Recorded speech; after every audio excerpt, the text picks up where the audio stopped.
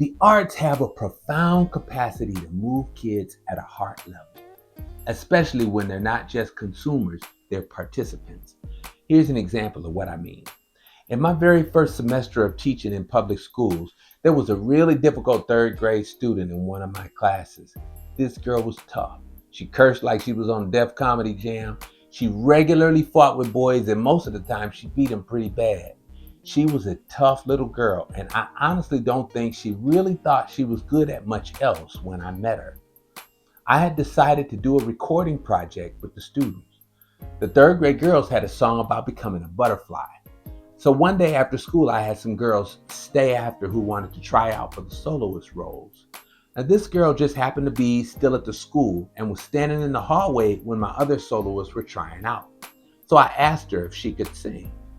She was great. I went ahead and recorded her. And when she heard herself back a few days later after I'd mixed the music, she didn't want to be on the project. And I sensed that she was really just unfamiliar with the positive attention. It was like moving her out of her element. But she stayed on the project, and I'll never forget the day of the performance. I get choked up every time I tell the story. But this little girl sang that solo about changing into something different, something she was meant to be. People in the audience who knew her were openly weeping. And we could see the lights coming on the inside as she expressed these beautiful things about herself that she hadn't seen before. She inspired all of us that day. And music has that kind of power to bring people up if we're intentional about using it that way.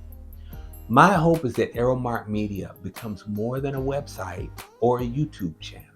I hope it becomes a community of teachers, parents, church volunteers, and creators who believe that the media and arts that children engage with today help determine who they'll become tomorrow. I'd love for you to be a part of the journey.